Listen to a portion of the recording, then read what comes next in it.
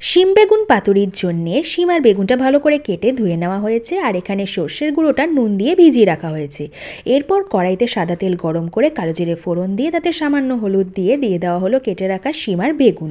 শিম আর বেগুনটা ভালো করে ভেজে নেওয়া হচ্ছে। লাল করে ভেজে আসার পরে এতে দিয়ে দেওয়া হবে একে একে নুন, হলুদ, আর তারপরে নুন হলুদ দিয়ে ভালো করে একটু ভেজে নেওয়া হচ্ছে। তারপরে দিয়ে দেওয়া হচ্ছে ওই ভিজিয়ে রাখা সর্ষের গুঁড়োটা। তো সর্ষের গুঁড়োটা দিয়ে খুব বেশি কষানো হচ্ছে না, হালকা কষিয়েই দিয়ে দেওয়া হবে জল। তো পরিমাণ মতন জল দিয়ে ভালো করে একটু নাড়াচাড়া দিয়ে দেওয়া হচ্ছে। আর এতে দিয়ে দেওয়া হচ্ছে কাঁচা লঙ্কা, শুকনো লঙ্কার গুঁড়ো চাইলেও তোমরা এতে অ্যাড করতে পারো, কিন্তু এটা মা কাঁচা লঙ্কা দিয়েই করেছে।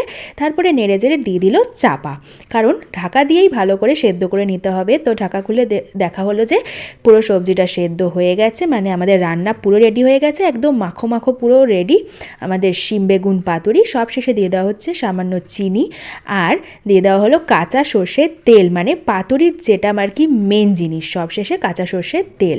আর দিয়ে দেওয়া হচ্ছে ধনেপাতা কুচি, মানে কলা পাতা ছাড়াই কিন্তু শিম বেগুন পাতুরি পুরো রেডি, একদম কড়াইতে সুন্দরভাবে রেডি হয়ে গেছে। এইবার গরম গরম ভাত দিয়ে খাওয়ার পালা। এটা তোমরা কিন্তু চাইলে রুটি দিয়েও খেতে পারো, তবে আমি বলবো যে এটা কিন্তু ভাত দিয়ে ট্রাই করো, খুব ভালো লাগবে খেতে।